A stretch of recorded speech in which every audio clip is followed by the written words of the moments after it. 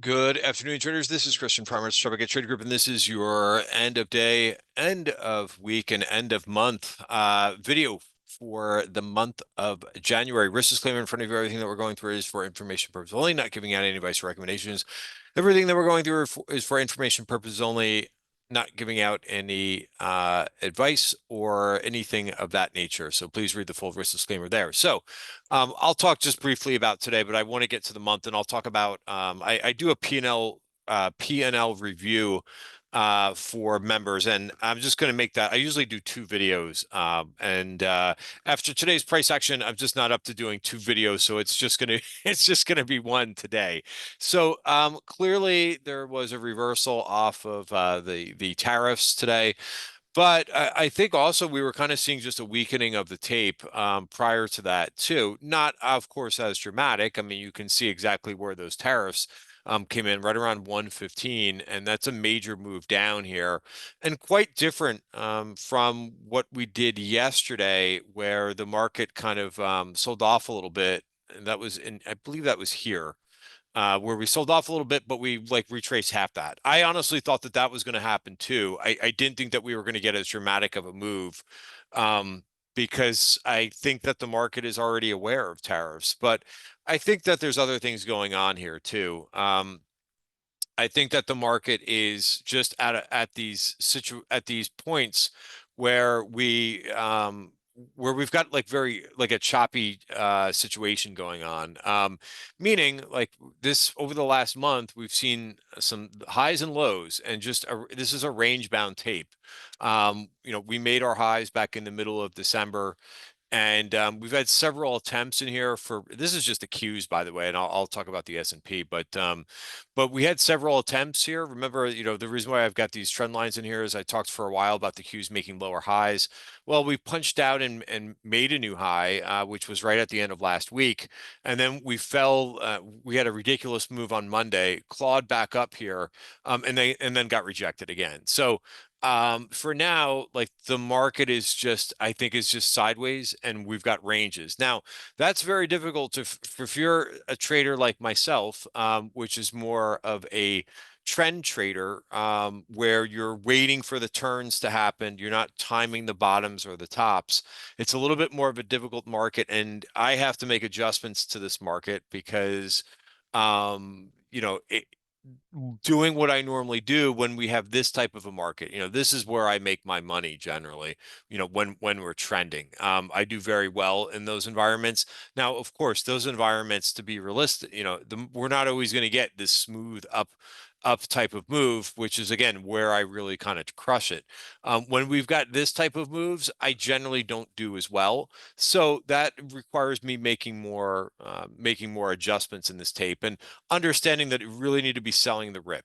And if you did that, if you go back to if you look at that strategy this month, if you did that, especially if you took profits at the end of this, you did very well. Now, again, that's difficult to do because I don't normally, if you look at what happened on Friday versus Monday, I stay long the market as long as we're above the 5-day moving average. So a gap down like this, first of all, is kind of rare, but it really kind of caught me off guard, and I gave back a lot of P&L on this particular move. And that's just my system, but your system needs to change with the market. And, I'm just going to say this really quick. You have that flexibility as a retail trader to basically change your system and to adapt quickly to the market. If you don't like, and because that's where a retail trader has advantages over, let's say, an institution. Institutions, like they usually have like a mandate, depending on the institution. Some of them, they can do whatever they want too, like a retail trader, but some of them are long short, some of them are macro, some of them are growth, some of them are value, right? You don't have to pigeonhole yourself into any of these things. And yeah, I mean, I will always be a trend trader, but I have to understand, just like, the market that we experienced in 2022, you have to adjust to the circumstances. And so that's what we have on hand. And notice that we got right back to the highs today in the S&P, and got rejected. IWM, which I'm just going to bring up, I jinxed it, I guess. But, we're sitting here at 1 o'clock and IWM was above the 50-day moving average. Not something that this IWM has been able to do to get over the 50-day moving average or close there, in the last week and a half. And it tried to do it again, and it looked like it was going pretty well. And then of course, selling pressure kind of came in, and this got hit a bit harder, but then kind of stabilized a little bit towards the end of the day, a little bit better than everything else. One thing I noticed, and that's why, like, I also say that even though we had the headlines on the tape and the tariffs and so forth, if you look at what TLT did today, it won in no part right until the very end of the day. Like, it was selling over the day. And usually bonds go up as a flight to safety when there's tariff talk or something like that. You didn't get that, and so I found that was pretty interesting. Let me go over so that said, let me go over the performance for the week just to see where we stood. For the week, this looks like this is in the wrong color, so I will change this for you. But SPY finished down 1% for the week. IWM finished down 1%. The Qs down 1.4%. So actually trailed for the week, and I believe for the month too. EEM was down 1.4%. Let me see. Let me just check that. I need to just check that in my spreadsheet. I'm just going to put this on pause 1 second. All right, so EEM plus 2.2%. I did fix that. I knew that was wrong especially with China rallying this week. So EFA flat for the week, TLT up a little bit, gold up 1.1%, the dollar was up 1%, and this surprised me. Bitcoin was down 3.3% for the week, but maybe that's to do with the beginning of the week. Let's just go into IBIT funds. Here we go. Yeah, maybe it had to do with today. And just I guess this is where we started and this is where we closed. We could look at that. So this Bitcoin's been all over the place, but here's your weekly candle for IBIT. So there you go. That's that. We could look at the couple of these charts too. GLD finished breakout to new highs for gold, so not bad. I was just going to say something else too, as we're looking at this performance. Growth and value did bad for the week, but I'll tell you, this was one of the trickiest weeks that I've seen in a long time. The way that we walked in here on Monday, where basically if you were long some trades, you couldn't do anything because we gapped down and we continue to go lower. So very, and then of course, we had a recovery. Things did really well, and then we got slapped down in the last 3 hours. Like if this market would have closed at 1 o'clock, you would probably have a very different view of the market. But the way that it's amazing how quickly things can change. Just 3 hours, not even 3 hours, about 2 hours and 45 minutes. The way that things kind of disintegrated there at the end of the day just kind of changes the whole performance for the week, and basically changes the mood, changes the technicals as well. There's your best performing groups. KWeb, that's the second week in a row that the Chinese internet ETF did well. And I think that includes today. We did close above the value area for the year. We did not close on the highs. So I would continue to watch this 30.59 level. I was going to talk about these two stocks because I thought that they were very interesting today. Once again, NVIDIA tried to rally again on this meeting that he was having with Trump. That was like a mini catalyst for the day because we heard about that like right before the market opened, I believe. And once again, finished below the 200-day moving average. So just cannot get out of its way. The other, look at the candle for Apple today. Apple closed right back into its value area. I don't know why it was rallying, to be honest with you, or why it was up 3%. I didn't think that there was anything really spectacular, considering that it had already made a nice move off the lows. If we were down here, right, and it was really washed out, and Apple reported, then I would say, okay, I get that it's being up. It's kind of a bit oversold and the sentiment is bad, But this thing rallied from 220 to up to 240. So I that's why I was like, I don't think that this is going to be great for Apple. And the where it closed is, notice it closed right back into the inside the value area. So I don't think that this is going to be a leader of the market anymore, unless they come out with some new product. I get it; they generate a lot of money, right? They're almost like a utility at this point. Unless they come out with something new. I know a lot of people dog Apple. They have done some things that are innovative, such as the ear pods. I use those like that. That's a big invention. Having cordless little earpieces in, for your phone. I mean, that's a big thing to me.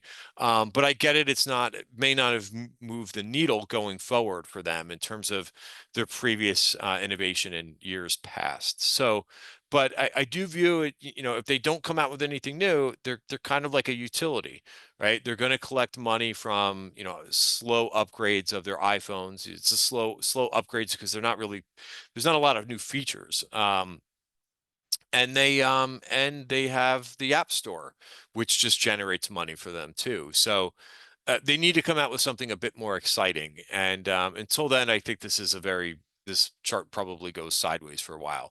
Now, of course, one positive for them is they just continue to buy back shares. There was a chart from Zero Hedge talking about the shares outstanding have decreased and decreased because they are the big buyer out there, right? They're buying their shares in the open market. So just a little bit of a detour there. I thought Google, up until right at the end of the day, did very well. So I thought that was a bright spot for today, and they're going to report next week along with Amazon, which is sitting up here too, right around breakout territory. But that remains to be seen, in terms of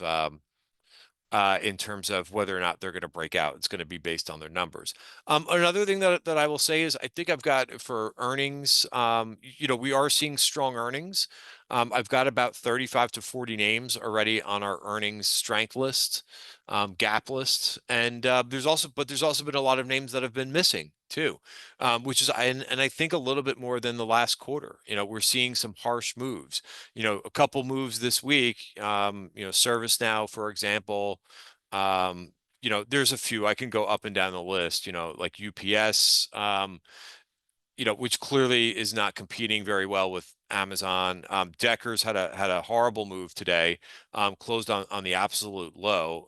Did take out that downside VPOC down at 175, but this is beaten up way too much. I mean, so it just kind of shows you if you rally a lot, and this stock I think was up about 70% over the last year. That didn't cut it, and tariffs don't help on things like sneakers and so forth. So that brings us to for the week. Right, in terms of what semis were down 8.7% for the week.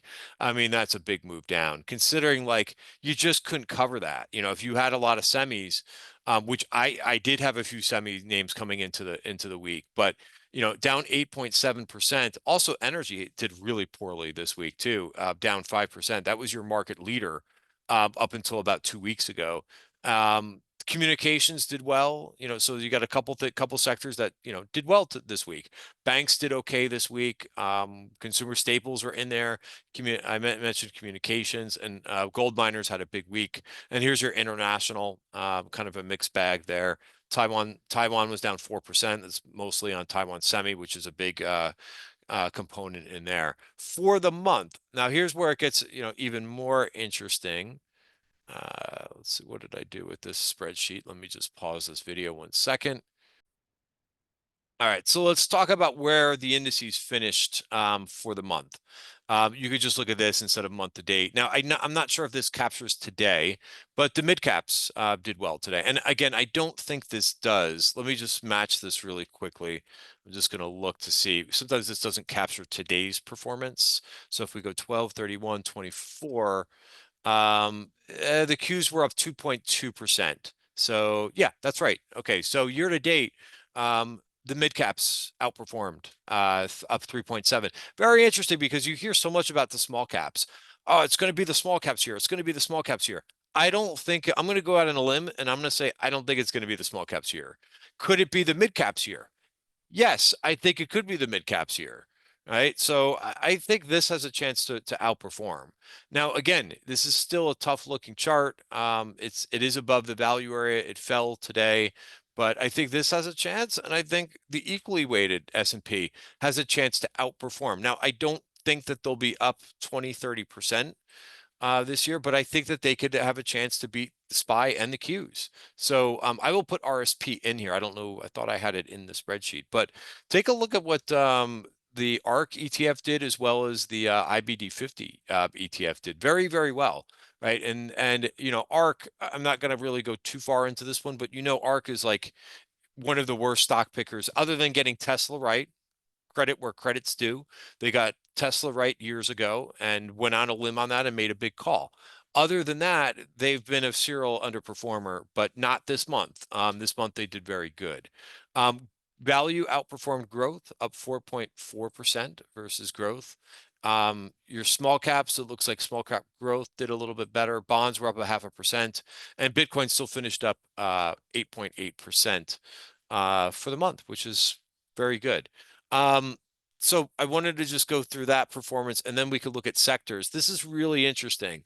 So this is performance, just the one that's what's in the color has been um, highlighted for what happened here for the month. Now, if you look at, so you think, okay, you know, crypto stocks, GDX, and I had to double check this, but GDX was up 15% for the month.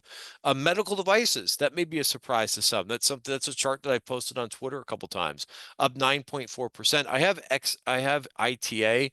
Let's see what XAR did, because I think that's probably a little bit better.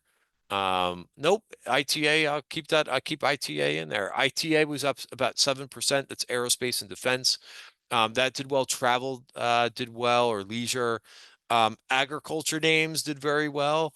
Healthcare did put in a nice month, and so did financials. So why do I have these four things highlighted in gray? Because they're the largest weights in the S&P. Tech, which was negative for the month, right? So that's 31% of the S&P. So that kind of really held down the market. Tech did not perform well. And if you want to see this for yourself, I should have this up. Nope, I don't. But here it is.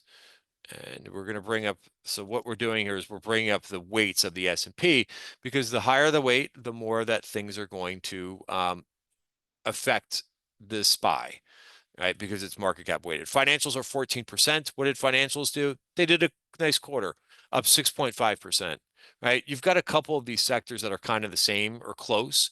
Healthcare, consumer discretionary, all is in between 10 to 15%. Consumer discretionary, up, the weight is 11.4%, and healthcare is 10.5%. All right. So there's healthcare and there's consumer discretionary. All right. So just to kind of give you a sense of like what the biggest areas of the market did. And of course, that the most interesting one there is tech. You only see tech underperforming like that and dragging down the overall market. All right. So that's what we got. I'm going to review my P&L. Again, I normally just do this for members, but like I said, it's been a very long week, and I just can't do two separate videos today.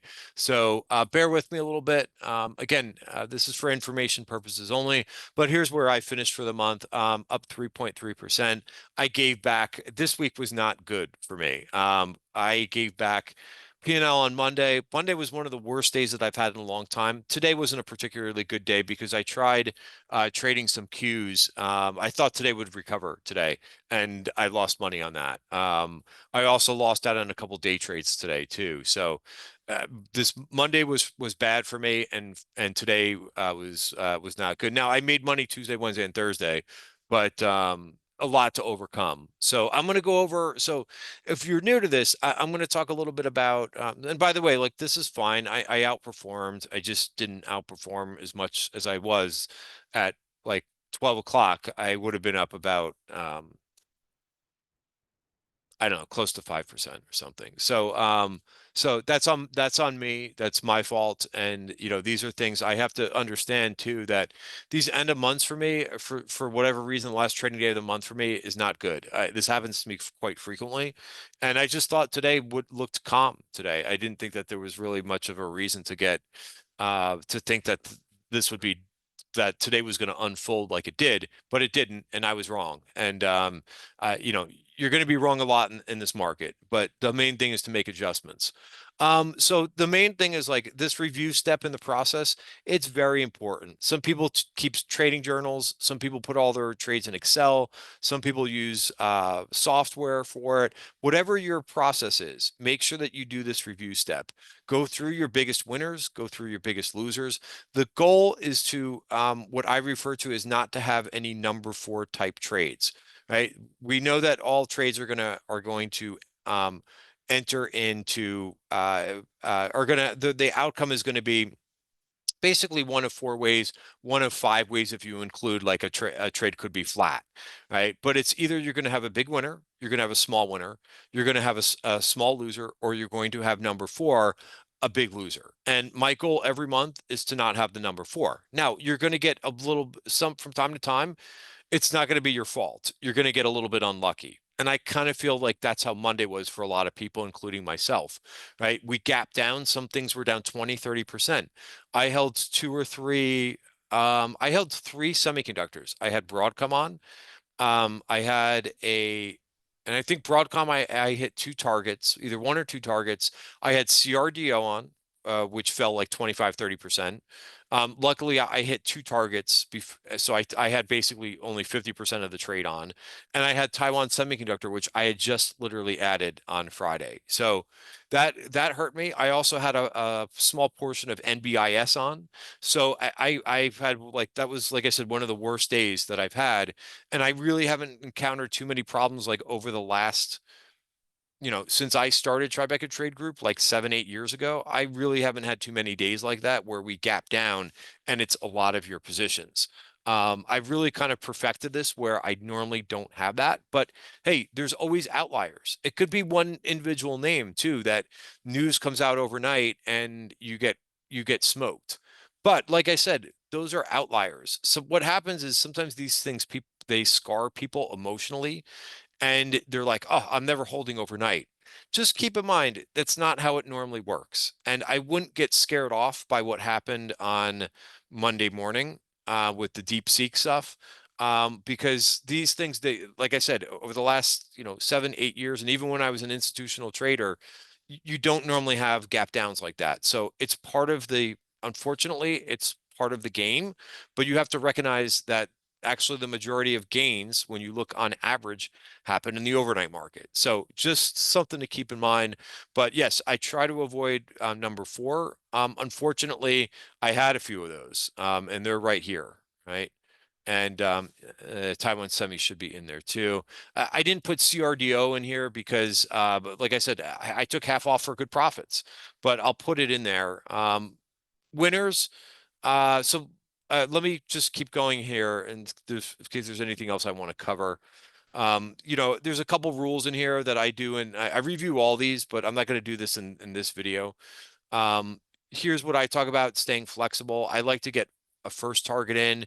Sometimes I like to get two targets in if I'm putting a trade on in the beginning of the day, because you don't know how things are going to go. Sometimes we see things go up 3, 4% in the first half hour of the day, only to finish up plus 1%. So they could be, or sometimes even down on the day. So you have to be very you know cognizant of that. And I think right now we're in a market too where taking multiple targets and not being too greedy, because we are moving in a range right now. There's all different things like, reducing risk when SPY goes below its 50-day moving average, or when stocks go below their 50-day moving average. I also use the 5-day moving average. I actually use just the regular moving average now. Winners, had some really good trades this month. CEG was in the very beginning of the month. I'm not going to review all these charts. I know some people really like to do that, but the CEG got off to a real nice start. right? It gapped up. I think I added this in here. Or no, maybe I added this right in the beginning of the month. Let's see if I can see if I can track this down. All right, so yeah, this was January 6th. So I think I took this trade off here from down from 230. So this was a nice winner from I must have added this in here, took this thing off. Oh, and then the CEG went up on this acquisition, and then it continued to go higher. So that was a nice winner for me. I'm not going to go through, like I said, all of these trades. GEV was a really nice trade for me. I waited for this one to break out, caught almost the whole portion of this move up here. I reduced it into right before earnings. I think I reduced it here. But this was a nice move to kind of catch this thing. So CEG was excuse me, GEV was one of my best trades. HWM, I was really focused, and again, I often focused on what I believe are where I'm seeing strength in sectors and in groups, and certainly we've seen this in the aerospace group. So HWM was a very nice winner for me too. Um, Pcore as a was a software name. This should be EXE,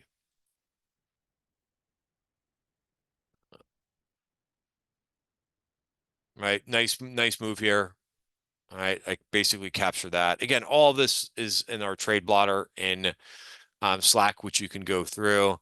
VST, Interactive Brokers was a nice trade for me this week. TLN was a very nice trade. That's a trade. First time I tried this name before break out of the value area. Another like power generation name did very well. So again, that was kind of the formula. There's many other trades too. I just kind of shared a few of them. Hood was a nice trade for me as well. So that's where I finished for the month. I'm not in the best of moods right now because I just did not handle. I had just a couple days that just messed up my month pretty badly. But all things considered, I still finished up outperforming. But yeah, I'm a little bit sour, and I'm welcoming the weekend so that I can kind of stay away from the screens a little bit and regroup. I always do. It's by the way, if you're frustrated too, it's perfectly normal. If you don't get frustrated from time to time, then you're not human. It happens. What I generally do is, and I for the most part I do this anyway. On Saturday, I take the day off. I look at screens all day, every day. I do my homework at night. A lot of times where the market's closed and I can study charts. As well as the weekend too, but it's good to take time off. You have to take time off from the screens because I really do spend a lot of time during the week in front of screens. But Saturday, you won't see me tweet much because I need to take a break. And I don't know how folks do it on Saturday morning.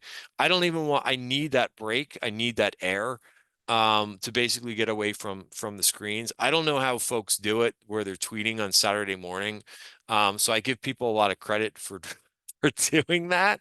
I don't know. I think some people aren't trading to just because the fact that they're still looking at charts on Saturday morning. But in any event, I'll leave it there, guys. So not the best outcome for me, but it is what it is. Tricky market, and I'll be making some adjustments as we go into February.